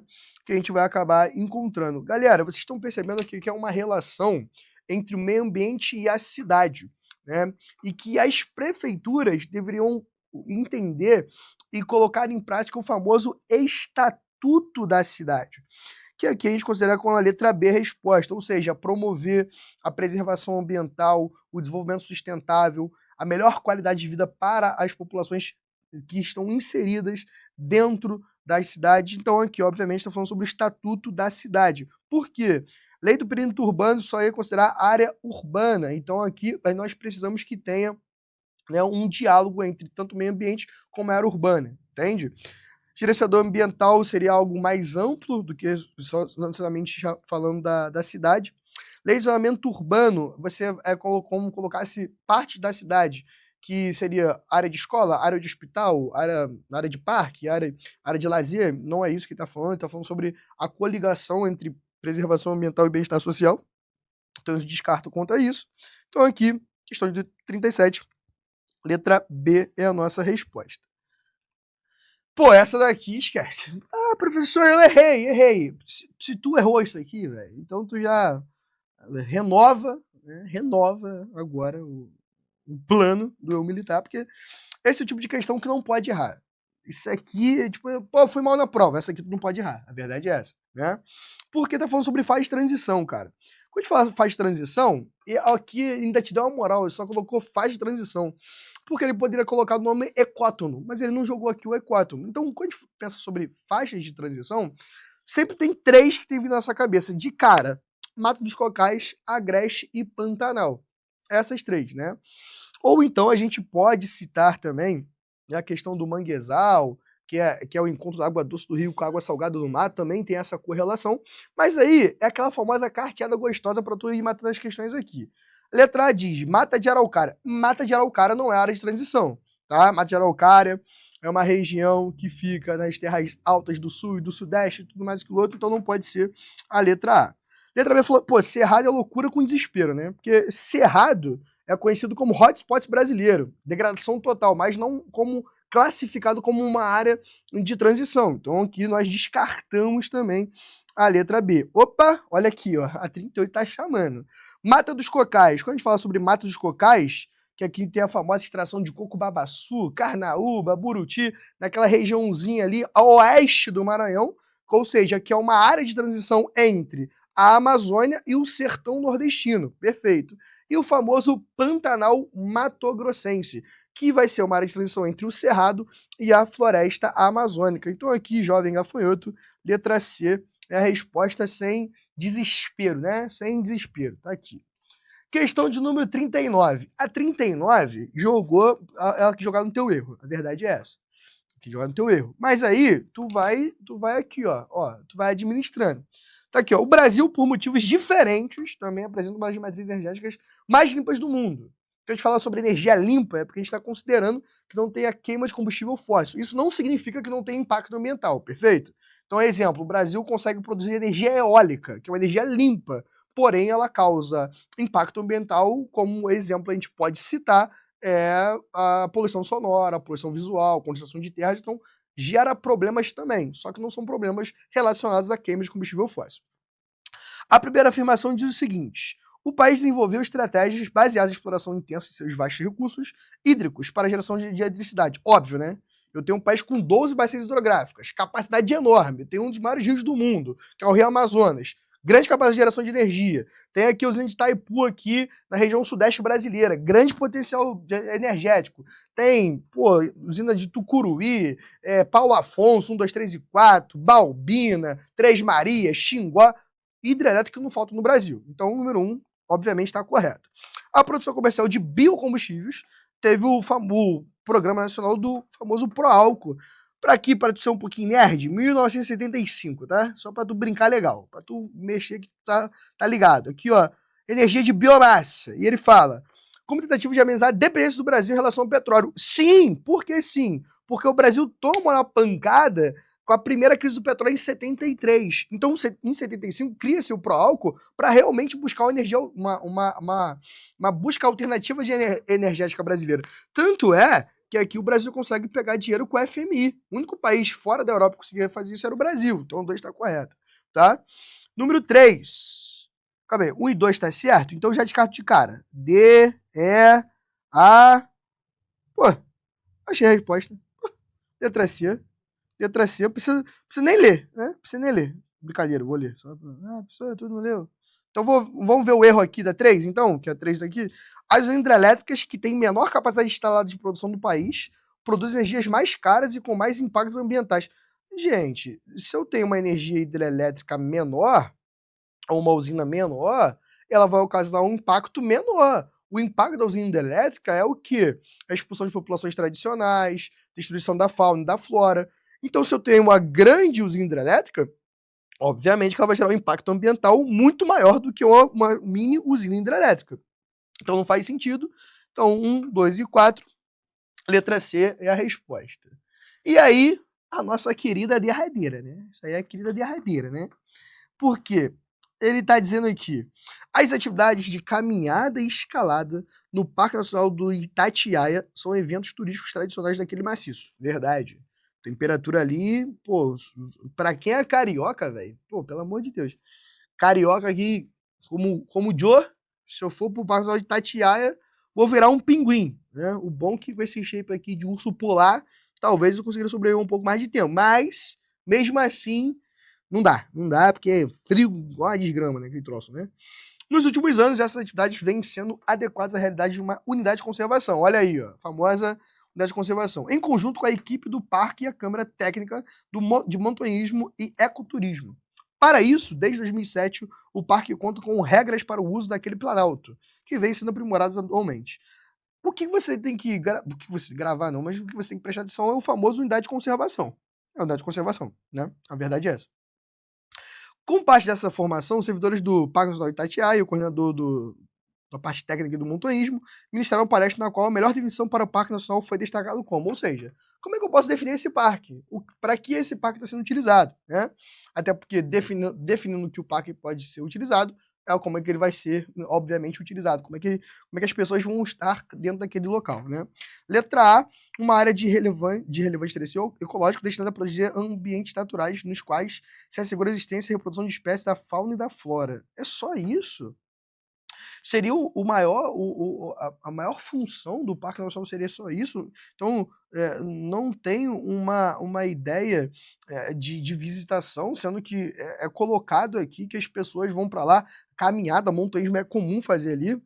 Inclusive, dentro do parque você tem várias possibilidades, né, que a galera costuma fazer por ali, de acampamento, inclusive. Letra B, uma categoria destinada à preservação de ecossistemas. preservar é muito importante. Preservar é diferente de conservar. Então, preservar, eu posso utilizar meu telefone celular e eu posso preservar ele. Conservar, não. Conservar tá lá em conserva, não é isso. Então, uma categoria destinada à preservação de ecossistemas naturais, grande beleza cênica, né? Ou seja, algo bonito de se ver. Quem nunca olhou para a natureza e admirou, né? Ela. Deve ser aberta à visitação pública, isso acontece no parque, mas de acordo com as normas do plano de manejo. Ou seja, eu posso estar ali, eu posso estar naquele local, eu posso estar ali preservando, tirando minha fotinha, minha caminhada, mas eu tenho que respeitar as normas do local, né? Uma coisa que, normalmente, quando você está com guia, a galera fala com você, é que, por exemplo, para você não pegar e dar comida para algum tipo de animal que possa surgir ali, né? Porque você pode acabar incentivando os animais a irem para a região ou para o perímetro urbano. Provavelmente deve ter questões dentro do manejo ou dentro de regras do parque em que o que você pode fazer ou deixar de fazer. Então a letra B aqui, jovem gafanhoto, é a resposta correta. É isso, pessoal. Valeu, tamo junto. Prova de 2025 da ESA corrigida, comentada. Bom, é aquilo, né, cara? Eu espero que você tenha tido uma boa sorte. Prova, como eu falei anteriormente, veio uma prova bastante acessível. Então vem com o eu militar, que a farda será sua. Será nossa, né? Porque quando você conquista a farda também vem um pouquinho pra cá. E agora ficamos com os nossos próximos professores, né? A próxima matéria que vai vir aqui corrigir a sua provinha, né? Vai vir aqui o professor fazendo os seus queridos comentários. E é isso, tamo junto e até a próxima. Valeu! Hello, eu sou o Teacher Thaísa. E no vídeo de hoje a gente vai corrigir a prova da ESA que acabou de acontecer, as nossas 10 questões aqui de inglês. E antes de começar a correção, eu gostaria de fazer alguns comentários aí sobre a prova com vocês. Eu achei, gente, que a prova desse ano, ela manteve ali aquele padrão de mini SpaceX. Ela teve bastante texto, óbvio que não no mesmo esquema da SpaceX, né, não com tanta profundidade, mas ela teve ali bastante texto para tentar ganhar um pouco vocês no cansaço. Ela teve bastante questão ali que explorava o uso daquele texto para outras coisas, do tipo, a gente tem um texto, mas a gente vai trabalhar as preposições dele, ou a gente vai trabalhar os tempos verbais que estão contidos nele. Então, tinha muito disso. Bom, acho que nenhuma das questões vai ser anulada, não vi nada ali passível de anulação. Então, vamos lá, vamos começar a correção das nossas questões. Bora. Bom, galera, deixa eu trazer aqui para cá, para eu ir olhando. Na questão 41, insert detached sentences 1, 2, 3, 4 and 5 into the right gaps of the text. The parentheses show where the gaps are in the text. Bom, esse modelo de questão aqui, eu pelo menos nunca tinha visto na ESA, e ele funciona da seguinte maneira. A gente tem um texto, que é essa parte aqui. Opa, ele vai até mais embaixo um pouquinho. Ele é essa parte toda aqui. E dentro desse texto a gente tem 5 parênteses grandes assim. O que esse parêntese significa? Que ali vai ser encaixada uma frase, beleza?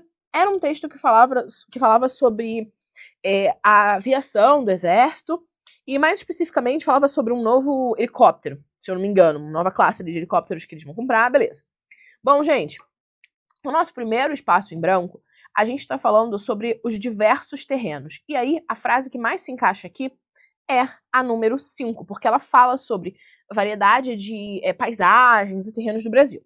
Já no próximo, a gente está falando sobre a capacidade de carregar coisas do helicóptero. Então, a frase que mais se encaixaria aqui é a número 4, porque ela fala sobre a capacidade mesmo de levar equipamentos e tropas. Já no próximo espaço em branco, a gente está falando sobre máquinas, sobre mísseis, e aí a frase que mais vai se encaixar é a frase número 1, por quê? Porque ela fala de poder de fogo. Esse poder de fogo aumenta, blá, blá, blá, blá, blá. Então, poder de fogo é o quê? É a quantidade de armas, de equipamento militar realmente que se tem. Então, a frase número 1 se encaixa super bem aqui. Já no nosso penúltimo parágrafo, a gente tem que a melhor frase ali, a que se encaixa melhor, é a número 2. E já no próximo é a número 3, por quê? Porque ela já começa assim, in summary, em resumo. Então, putz, é uma ótima maneira de começar ali uma frase para encerrar esse texto, para puxar ali uma conclusão do texto. Então, a sequência correta é 5, 4, 1, 2, 3, que é o que a gente vê na letter C, na letra C. Por isso que ela é o gabarito da questão 41. Na questão 42, a gente tem um texto Só que a nossa questão ela não vai falar sobre o texto especificamente, ela vai falar sobre os adjetivos que estão ali dentro. Bom, nesse texto, a gente tem a presença de um adjetivo sem grau de comparativo nenhum, ele está ali na sua forma básica, e a frase continuando. Então, ele quer entender qual é a melhor maneira correta de preencher cada um deles. E aqui, galera, a gente tem que a letter B, a letra B, é o gabarito da questão pela seguinte maneira. Aqui onde a gente tem o mean, a gente tem o uso do as. E o as é o adjetivo de comparação ali, a gente está falando tanto quanto. Então, o certo aqui é usar as, mean, as. O que a letra B nos diz. Na letra A, há um erro de escrita. Aqui deveria ser um I. Na letra C, a gente tem o uso de the most smart, o que está errado. Smart é um adjetivo curto, deveria ser smartest. Na letra D, a gente tem o uso do worse, e como seria um superlativo, deveria ser worst, com T no final. E na letra E, a gente tem falando que viraria most demanding, mas o correto seria more demanding, porque aqui não é um superlativo, é um comparativo. Prova disso é o than. Então, por isso também não faria sentido, e letter B realmente é o gabarito da questão 42. Na questão 43, essa sim é uma questão de interpretação de texto, mas eu gostei muito dela, particularmente falando, porque é um texto que fala sobre futebol mesmo, futebol brasileiro, não futebol americano, soccer. E assim, gente, é um vocabulário que a gente tá muito acostumado, né? É um tema que a gente gosta de falar, o brasileiro no geral gosta, o texto até falava sobre isso, sobre a familiaridade do Brasil com o futebol. E a gente interpretar um texto sobre isso é bem simples, né? Acho que quando traz pra nossa realidade, tudo fica menos complexo. E aqui, só tinha que ter atenção no seguinte detalhe. A questão pedia a frase falsa, tá bom? Se você não se atenta a isso, você já corre pra marcar a letra A achando que ela é a verdadeira, sendo que aqui a gente quer a falsa. E a frase falsa é a letter D, a letra E, que fala que pessoas de uma classe social ali média alta não torcem, né, não vibram pelos times nacionais, pelo futebol nacional, o que é uma grande mentira, porque no texto fala que a seleção brasileira, homens de todas as classes, eles suportam ali, o suporte no sentido de dar um apoio a times de futebol, ao futebol nacional, eles jogam futebol. Então, falar que a classe social mais alta não apoia o futebol brasileiro é uma mentira. Então, a letra D é a alternativa falsa. Já na questão 44, a gente tem aqui uma tirinha, como eu sempre falo para vocês. A ESA, ela passa interpretações de texto de todas as maneiras. Então, a gente tem tirinha, a gente tem textos de revista. Estejam acostumados a lerem coisas de vários tipos. E aqui era uma tirinha com matemática militar, né? A gente tem aqui um personagem falando que não vai fazer a missão do dia dele, né? O exercício do dia, porque dessa vez ele esqueceu uma meia na lavanderia. E aí ele pede qual é a frase correta sobre o que está acontecendo na tirinha. E aqui a frase correta é a letra B, que diz o quê? Que o soldado, ele meio que slacked on his duties, tipo, escorregou, deixou a desejar nas suas tarefas. E essa é a realidade. A letra A diz que o comportamento dele deixou o sargento feliz. Mentira, o sargento está completamente aqui incomodado. Ele não evitou fazer exercício físico? Mentira, ele evitou. Bom, ele não deu uma desculpa boba. Ele deu uma desculpa boba, ele jogou a culpa numa meia. E aqui na letra E diz que ele machucou o pé, o que é uma grande mentira. A gente vê que isso não aconteceu. Já na questão 45, a gente tem mais um texto. Esse texto, ele também foi feito para ser interpretado, né? Você leria ele realmente. Ele fala sobre uma instrução de comando, tá? É um texto mais militar.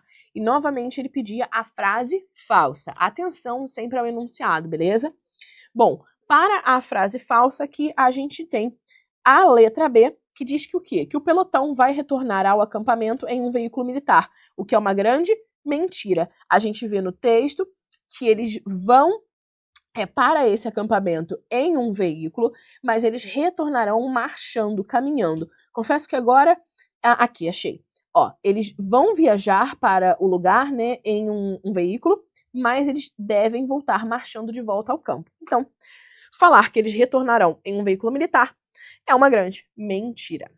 Já na questão 46, a gente tem a presença ali de uma temática que acho que nem tinha caído ainda, como eu digo sempre. Tudo que tá no edital tem chances iguais de cair.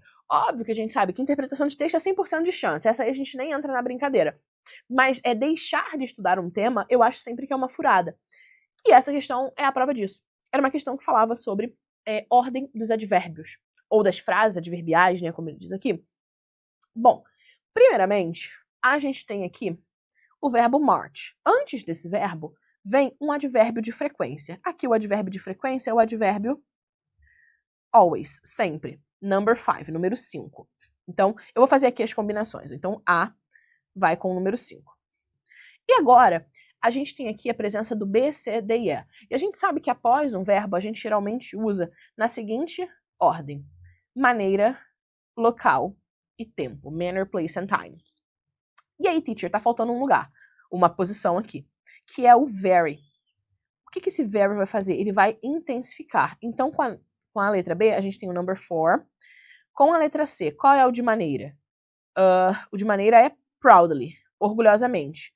Na letra D, agora a gente precisa do local, on the parent ground.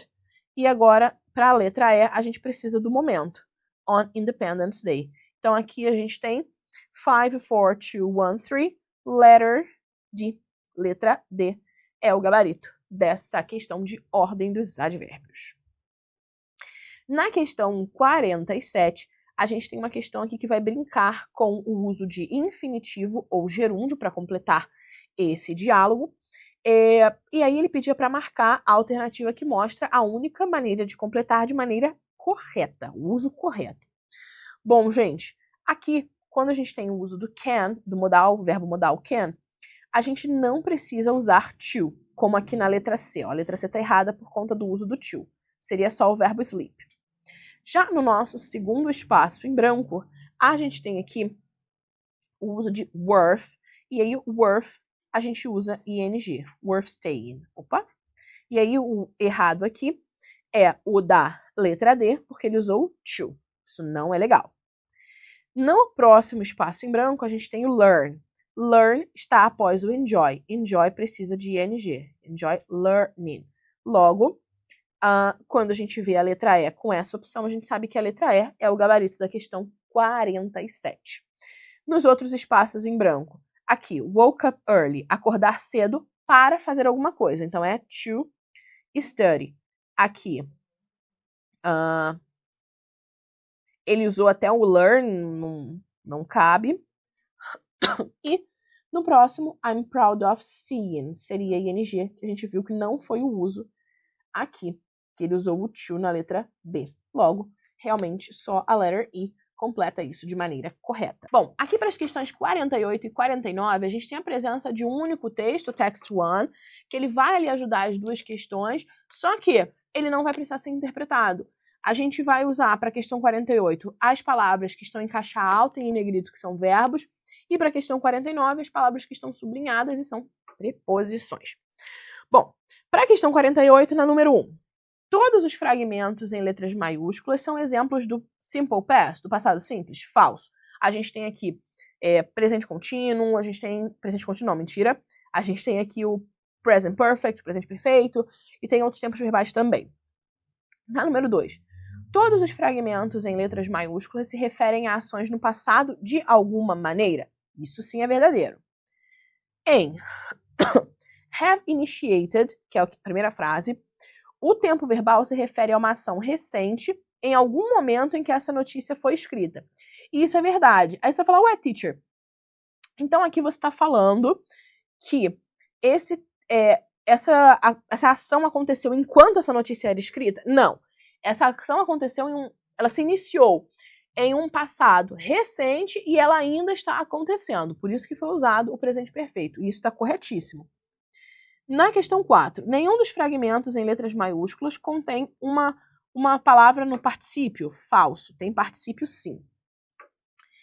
O verbo created foi usado nesse tempo verbal, né, no passado simples, porque ele se refere a uma ação passada em um momento específico, sim. Qual é esse momento? No ano de 2011. Tem se tem um momento fechado de tempo, ou seja, ali naquele ponto, a gente usa o passado simples. Então isso aqui é verdadeiro. Logo, apenas as frases, né, 1 e 4 são falsas. Com isso, letter B, letra B, é o gabarito. Agora, aqui na questão 49, também uma questão de verdadeiros e falsos, só que agora olhando para as preposições. A preposição from, no segundo parágrafo, indica origem ou fonte. Verdade. A preposição in, no segundo parágrafo, também é utilizada para países e cidades. Super verdade. A preposição on, no segundo parágrafo, é usada para estações do ano e para meses. Putz, isso aqui é falso. Estação do ano e meses não são os dois com on. A preposição in, no quarto parágrafo, é usada para dias da semana. Mentira. Dias da semana com on. O fragmento depends on, in the third paragraph, could correctly be replaced. Então, o fragmento ali, a expressão depender de alguém, depender de alguma coisa, no terceiro parágrafo pode ser corretamente substituído por depends of. Mentira, isso não existe em inglês. Então, aqui com essa sequência, true, true, false, false, false, a gente tem letter D, letra D. Logo, ela é o gabarito da questão 49. E para a nossa última questão, a questão 50, a gente tem mais uma tirinha com esses personagens que falam sobre o militarismo, mas aqui eles estão numa festa e tal, eles estão brincando. E a questão, novamente, ela não depende diretamente do texto, você não precisa interpretar o texto para respondê-la. Então ela fala, that girl over there is cute. Aquela garota lá é fofa. Essa frase mostra um exemplo de um substantivo feminino, ou seja, menina, garota, substantivo feminino. Escolha a opção que mostra corretamente um substantivo feminino e masculino que sejam equivalentes. Então, por exemplo, girl, menina, teria que ser boy, menino. E aqui, para isso, a gente tem uncle and aunt, tio e tia. Aí você podia falar big and short, grande e pequeno. Gente, isso aqui é adjetivo, isso aqui não é substantivo. People and peoples, aqui não existe isso. Doctor and doctress, também não existe. Cousin and niece, seria tipo primo e sobrinha, não são equivalentes. Logo, só a letra E apresenta aí um par de substantivos que são feminino e masculino de maneira equivalente. Bom, gente,